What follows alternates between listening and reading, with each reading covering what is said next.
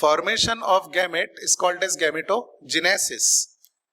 In human female, the gamete is called as ovum, is also called as, yes, very good, egg cell, which is haploid. Spermatogenesis is a general term which is applied for production of gamete either in male or in female, but specifically in case of female, the formation of ovum, that is female gamete, is known as oogenesis. Oogenesis occurs in female and spermatogenesis takes place in the human males. In human male, spermatogenesis starts after the age of puberty, but in case of female, the oogenesis starts from the embryonic stage. In embryonic stage, when the ovaries develop inside the fetus, that ovary is called fetal ovary. And this fetal ovary is provided by 2 million of the cells which are going to produce as the egg cell. And these cells are called as female gametes mother cell. Female gamete mother cell are known as oogonia. Singular term is oogonium. Each ovary contains 2 millions of the oogonia, and of course oogonia cells are diploid. They contain 2 sets of the chromosome, that is 46 chromosome. Out of this 46, point to be noted, 44 chromosomes are, yes, autosome, and 2 are the sex chromosome. Both X chromosome are present in the oogonium. You already aware about the structure of ovary. Each ovary is elliptical shape structure or oval shape having the length of 4 to 5 centimeter. And ovary is surrounded by a very thin layer of the epithelial cells. These epithelial cells at the periphery of ovary are actually oogonium. The ground material of the ovary is so-called stroma, and stroma is divided into 2 compartments. The peripheral part of the stroma is known as cortex, and the central part of the ovary or stroma is called as medulla. The process of formation of follicles or the process of formation of ovum, that is oogenesis, is taking place in the cortex, whereas medulla produces 2 steroidal hormones. These hormones are estrogen and progesterone. Estrogen and, yes, progesterone. Now, when fetal ovary we are looking, 2 millions of oogonium are present.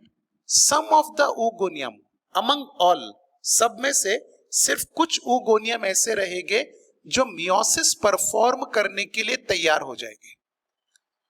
And the oogonium which starts to perform or which are ready to perform meiosis, they are called as primary oocyte. Primary oocyte. And while performing meiosis, they should undergo in meiosis 1. Meiosis 1 का पहला phase रहेगा prophase 1, which is longest phase. And prophase 1 consisting on how many subphases? Yes, 5 subphases. Leptotin, zygotin, pachytin, diplotin, and dikinesis. Diplotin is a stage in which oocyte of several vertebrate stay or arrested for several months or a year. Very good. So this primary oocyte is also arrested in prophase 1. Primary oocyte get arrested in prophase 1. And which phase of the prophase 1? Diplotin. Correct. Very good. Now this primary oocyte looks like this, which contain 46 chromosomes, because yet it did not complete the meiosis 1. जब ये meiosis 1 complete कर चुका होगा, तब 2 haploid cell produce होंगे 23 chromosome के साथ. लेकिन अभी ये meiosis 1 complete नहीं किया, prophase 1 में arrested है, तो still it is called as primary oocyte. And all the primary oocytes in the cortex of ovary are surrounded by a single layer of epithelial cell. Primary oocyte को किसने surround किया? Single layer of epithelial cell ने. This layer of the cells are known as granulosa. The layer of cell is called, yes, granulosa, and the complete structure, that is primary oocyte along with single layer of granulosa, is known as primary follicle. Which follicle? Primary follicle. So several millions of the primary follicle are formed in this ovary, and most of the primary follicle get degenerated. After birth of the female child, only 60,000 to 80,000 of the primary follicle remains. Millions of primary follicle form हुए, लेकिन maximum degenerate हो जाते हैं. कितने बचे? 60,000 to 80,000. Fetal ovary में जब 2 million oogonium provide किए गए थे, तो अब at the time of birth, at the time of puberty, even at the time of old age of the woman, no more oogonium are added in the ovary, and neither the new oogonium are formed. This is the nature. So after degeneration of most of the primary follicle, only 60,000 to 80,000 remain inside the ovary. Now, as the age get on from birth towards the puberty, the primary follicle, which is made up of primary oocyte, which is diploid cell, surrounded by one layer of the granulosa. Now this primary follicle is surrounded by many more layers of the granulosa and get converted into a large structure which is now called as secondary follicle. Secondary follicle again changes into the tertiary follicle. Tertiary follicle also have the primary oocyte, but the layers of granulosa around the primary oocyte increases and the size of the follicle get enlarged. This follicle is called as, yes, tertiary follicle. And tertiary follicle is characterized by the presence of cavity in which fluid is present. This fluid filled cavity is only present in the tertiary follicle. The fluid filled cavity is known as antrum. So presence of antrum is a characteristic feature of tertiary follicle, because the antrum cavity is neither present on the secondary follicle nor in the primary follicle, because primary follicle is only surrounded by a single layer of granulosa.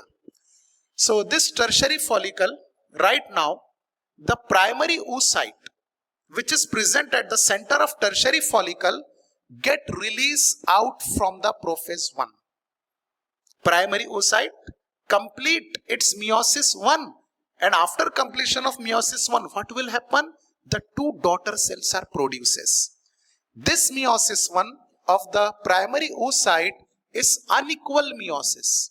Unequal meiosis means, let us suppose this is primary oocyte, and when it release out or exit out from the prophase 1, the two unequal cells are produced.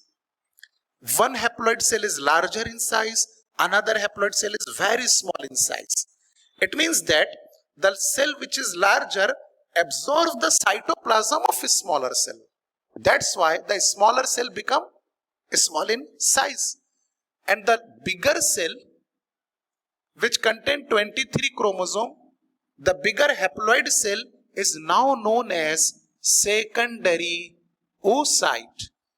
And the cytoplasm of secondary oocyte is very rich in the nutrient. You can say that the secondary oocyte contain nutrient rich cytoplasm. Yes, secondary oocyte contain, correct, nutrient rich cytoplasm. And another smaller haploid cell, very tiny haploid cell, is called as first polar body. which may degenerate or may retain or remain as it is. It is not a matter of study. Our focus is on the secondary oocyte. Now, what happened after the formation of tertiary follicle? Forget about the first polar body. The primary oocyte get changes into secondary oocyte. Primary oocyte is diploid and secondary oocyte is haploid. It contains 22 autosome and 1 X chromosome. Again surrounded by this secondary oocyte form a very thin protective membrane around itself. This is new protected membrane which is not found in the primary oocyte. The protective membrane around the secondary oocyte is known as zona pellucida. Yes, तो इसके ऊपर question बनता है कई मर्तबा कि zona pellucida का formation कब होता है. याद रखिए, zona pellucida is formed around the secondary oocyte. Now, just after the zona pellucida, the first layer of granulosa cell get modify their shape and become hexagonal in shape.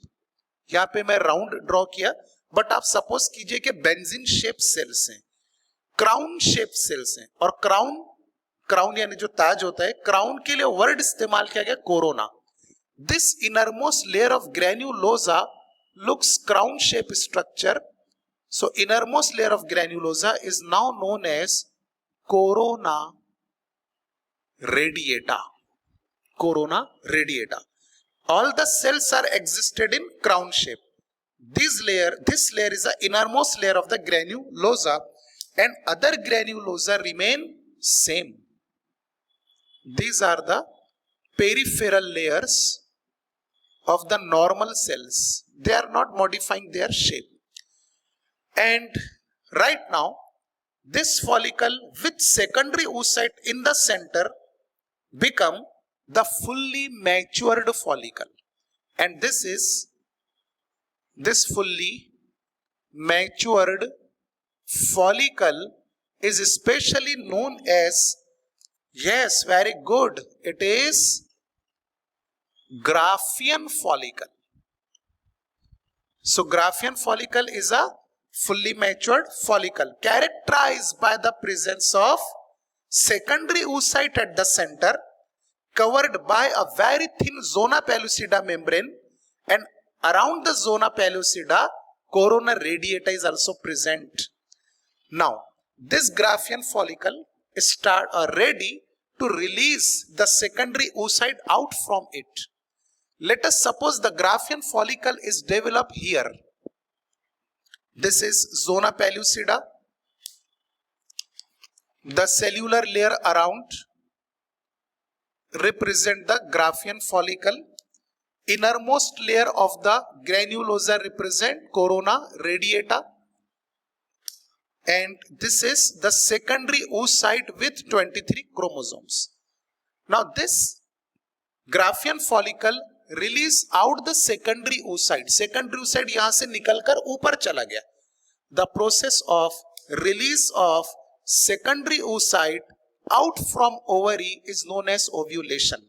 And after ovulation, you know that here the fallopian tube is present. Infundibulum part of the fallopian tube characterized by the presence of finger-like structure. These fingers are known as fimbriae. And fimbriae easily capture the secondary oocyte along with zona pellucida and corona radiata. So this complete structure exit out or release out from the Graafian follicle, enters inside the fallopian tube. The process of removal of secondary oocyte is known as ovulation. Ovulation occur at the 14th day of the menstruation cycle. And not only the secondary oocyte along with zona pellucida and corona radiata get exit out, and the remaining layers of the Graafian follicle. After ovulation, granulosa layers are remain.